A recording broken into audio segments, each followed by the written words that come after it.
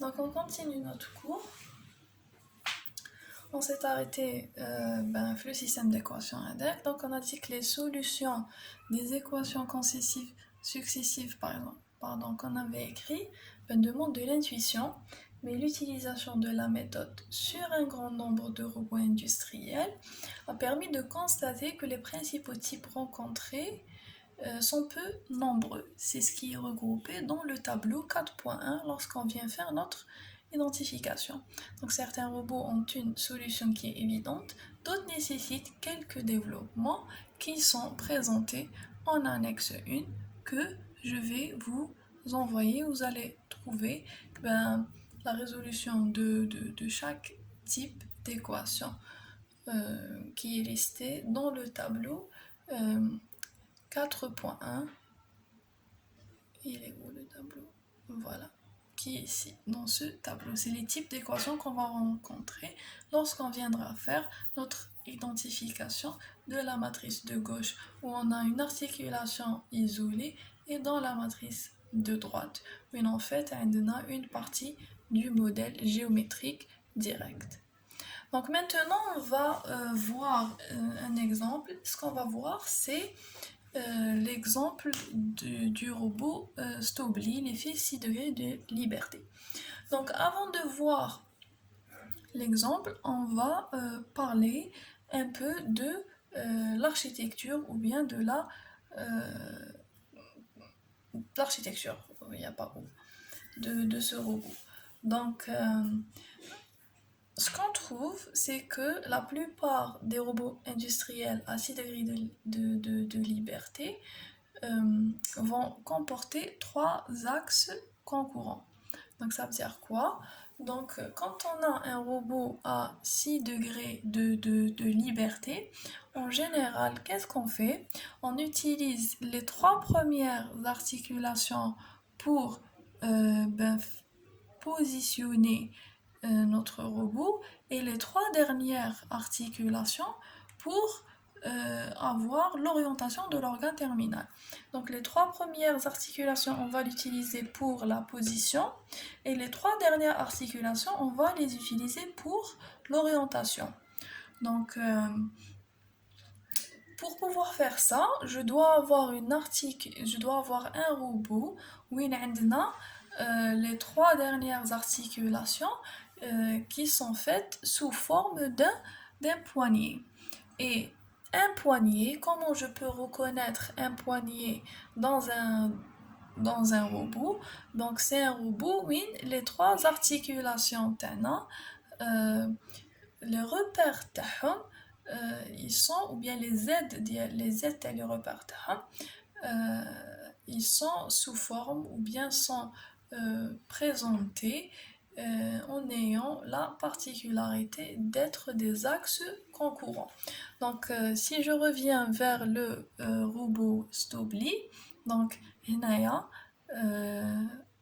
la partie où il y a les 3 articulations, c'est une partie poignée. C'est une partie poignée. Comment je vais la reconnaître? Les axes Z4 et Z6, Z5, ils sont concurrents. Des axes concurrents sont des axes qui vont être perpendiculaires entre eux. Là, je vais avoir un axe perpendiculaire par rapport à 2 autres axes qui seront collinéaires, et ils vont يتقاطعوا في نقطة. Donc c'est ça. Vous allez me dire qu'ici aussi il y a un axe concurrent. Non, là j'ai pas des axes concurrents. Parce que le repère Z0 c'est pas une articulation. Donc je derrière 2 articulations.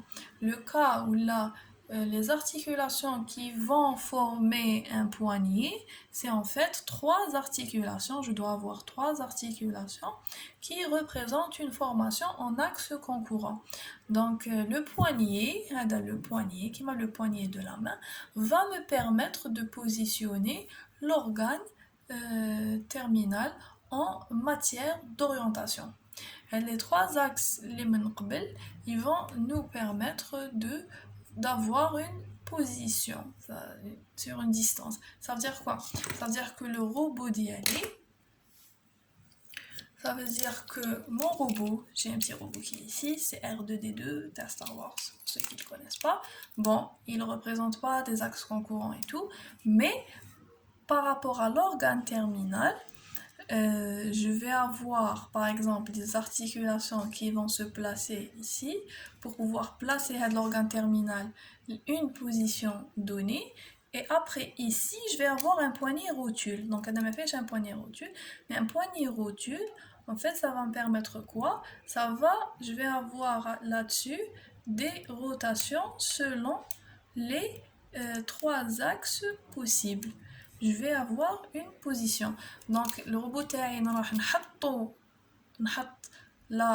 l'origine تاع les repères concurrents quelque part grâce aux trois articulations précédentes et ensuite je vais l'orienter vers le poignet qui est ici. Donc si vous n'avez pas compris, en direct, vous allez mieux comprendre.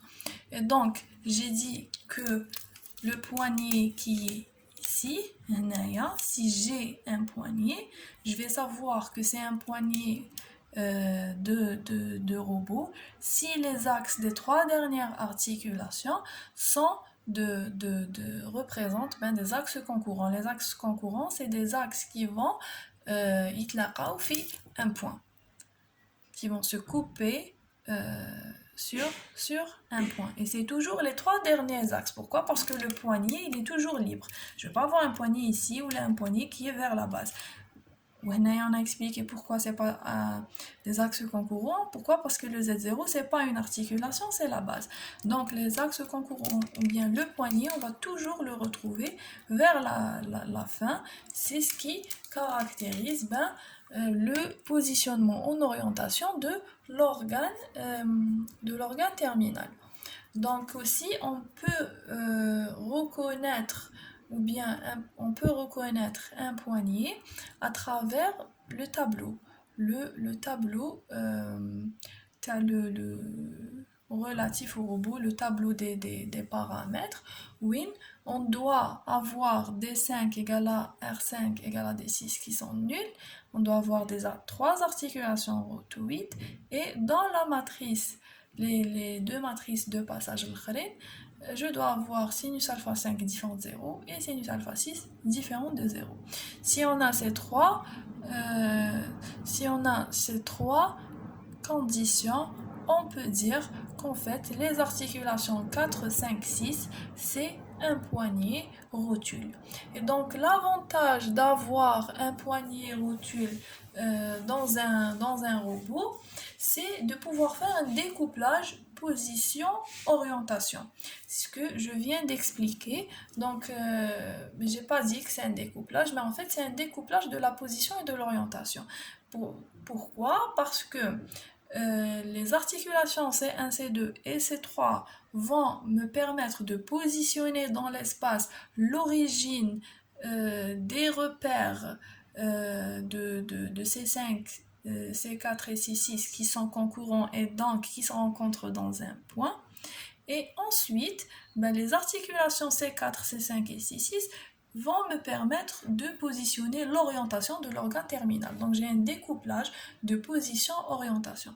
La position sera faite par les trois premières articulations pour positionner l'origine du poignet et les articulations reliées au poignet, puisqu'elles sont trois et que j'ai besoin de trois angles pour définir une orientation dans l'espace, elles vont me permettre de définir l'orientation de l'organe terminal dans l'espace. Donc cela va nous permettre, ou bien ça va nous faciliter le calcul pour ça va nous faciliter le calcul pour le modèle géométrique inverse par la méthode de Paul. Oui, on va aussi bénéficier de ce découplage. Et ça, c'est dans le cas d'un robot à 6 degrés de liberté. Je ne le répéterai pas assez. Donc le découplage on va bénéficier de découplage en ayant des équations purement pour la position et des équations purement pour l'orientation. Donc les équations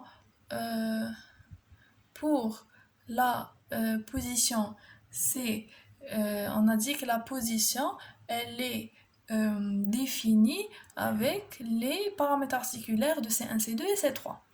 Et donc, C1, C2 et C3 vont nous permettre de positionner l'origine des repères qui est en fait confondus parce que les axes يتقاطعوا في un point de C4, C5 et C6, et puisque ça va me permettre de positionner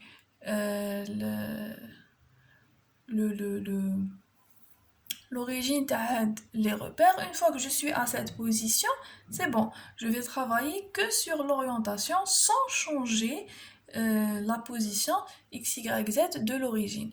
Et donc, on a que, en fait, la position qu'on va calculer la matrice T06, c'est la même position qu'on va trouver dans la matrice T04. Le vecteur position, il est le même, que ce soit dans la matrice T06 ou bien T04, il est le même. Donc, puisque T06 est égal à T04, on peut écrire que la quatrième colonne du produit des transformations T01, T1, T2 est égale à la quatrième colonne TU0. Donc, on va résoudre Q1, Q2, Q3 en utilisant l'équation. Donc, une fois qu'on aura calculé Q1, Q2, Q3, ayant connaissance de ces équations, l'orientation, on va isoler que la matrice. On va isoler que la matrice orientation, on ne va pas utiliser toute la matrice. Donc ici, on a utilisé que le vecteur P pour pouvoir calculer les paramètres articulaires Q1, Q2, Q3, grâce à ce découplage. Et pour l'orientation, on ne va utiliser que la matrice d'orientation pour calculer Q4, Q5 et Q6 les هما راح نستعملوهم باش نحسبوا l'orientation. Donc on a un découplage de position orientation. On va utiliser le vecteur position pour calculer les paramètres articulaires de P1, P2, de Q1, Q2, Q3 parce que c'est les trois corps qui vont me positionner l'origine de ma rotule. Et ensuite, étant sur la position désirée de l'organe terminal ou bien du poignet, je vais travailler sur l'orientation et qui, elle, ne va dépendre que de Q4, Q5 et de Q6 seulement. Donc on va voir un exemple, on va reprendre le modèle de Stobli. On va reprendre le modèle de Stobli. Donc avant de commencer le modèle c'est le tableau dialogue, on va voir comment on fait les multiplications inverses déjà le modèle de Stobli. Et donc, qui a le modèle de Stobli, on a dit que donc on fait exemple robot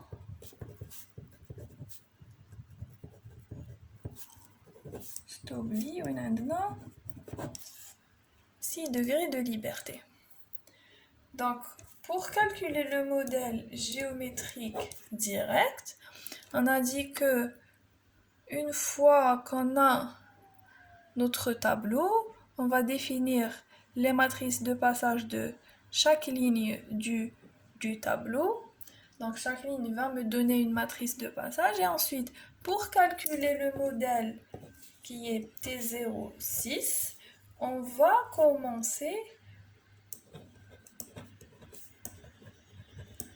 à partir de la fin pour pouvoir utiliser ça dans le modèle géométrique inverse. Je dois commencer à partir de la fin. Et on va définir en fait, parce qu'on va les retrouver même bête, on va définir Q5 comme étant la matrice T65. T65, c'est la matrice relative, la dernière ligne de le tableau. Ensuite, moi, U5, je vais calculer U4. U4, c'est quoi? C'est T... Ah, pardon. C'est T5, 6. Voilà. C'est T5, 6. Donc U4, c'est quoi? C'est T4, 5 fois T5, 6. C'est en fait quoi? C'est T4, 5 fois U5. Ensuite, on a U3. C'est la procédure avec laquelle je dois calculer le modèle géométrique inverse. Et le modèle géométrique direct. C'est juste un rappel. Je dois le modèle géométrique inverse. U3, c'est T3, 6. Et c'est quoi en fait? C'est T3, 4 fois U4. U2, c'est T2, 6. Et c'est T2, 3 fois U3. U1, c'est T1, 6. Et c'est T1, 2 fois U2. Et enfin U0 qui est T0, 6. C'est ce qu'on veut calculer. Et c'est T0, 1 fois U1. Donc, à deux moments, les différentes matrices qu'on va utiliser dans le modèle géométrique inverse. Donc, on revient. Donc, ici, c'est le modèle géométrique direct. Maintenant, ce qu'on veut, c'est on veut calculer le modèle inverse. Je veux calculer le modèle géométrique inverse du robot Stobli. Donc, le modèle géométrique inverse, qu'est-ce qu'on va faire? Je viens d'expliquer que on va utiliser la notion de découplage des paramètres de position et d'orientation. Donc, on va avoir la position qui va dépendre de Q1, Q2 et Q3. Et je vais avoir l'orientation qui, elle, va dépendre de Q4, Q5 et de Q6. Et donc, Nahnaya Stobli, c'est un robot 6 R avec 6 articulations qui sont rotoïdes. Donc, ce que je vais calculer en fait, c'est θ1, θ2, θ3, θ4, θ5 et θ6. C'est les deux ensembles qu'on va calculer pour pouvoir définir une position et orientation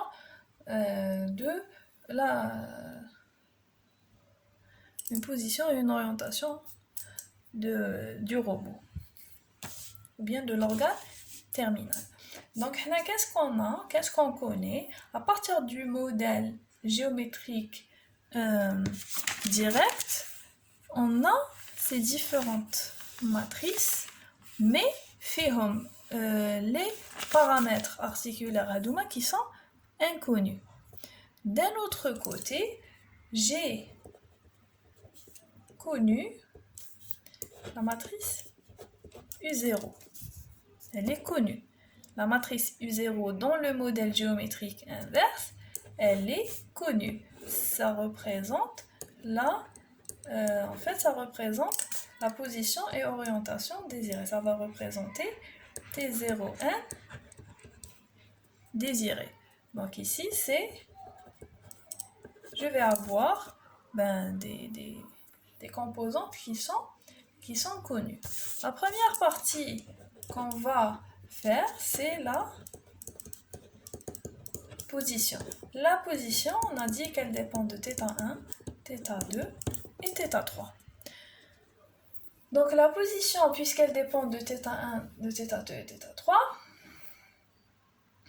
on a dit qu'en fait,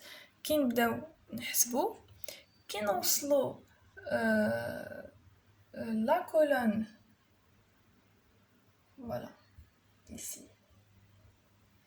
Puisque la position ne dépend que des trois paramètres Q1, Q2 et Q3, ça veut dire qu'en fait, la matrice Tana, si je reviens, non, c'est pas ça.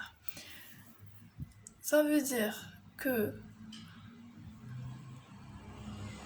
on remarque que les éléments du membre de droite qui est la quatrième colonne de T06, bon, elle est déjà calculée par le modèle géométrique direct, et on voit que effectivement elle ne dépend, la position de l'organe terminal, elle dépend seulement de θ1, θ2 et θ3. Donc il y a effectivement un découplage.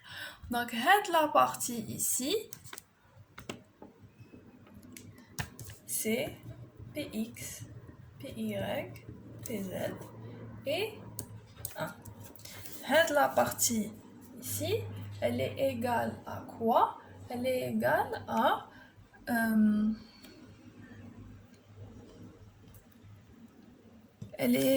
la quatrième colonne de cette matrice qu'on a calculée dans le modèle géométrique direct. Donc, on peut voir ici que lorsqu'on fait le calcul dans le modèle géométrique direct, on utilise la matrice U6 qui est T0, 6, ben Px, Py et Pz, Px, Py et Pz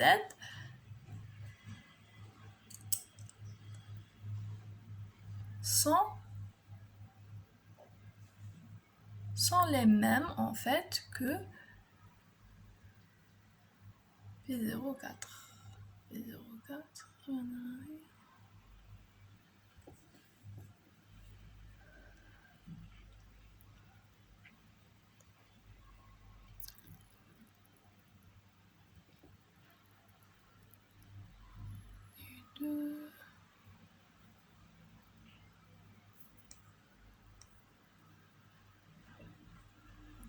Voilà, P04.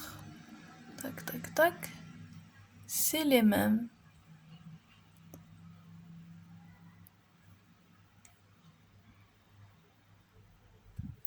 J'arrive pas à les retrouver. Bon.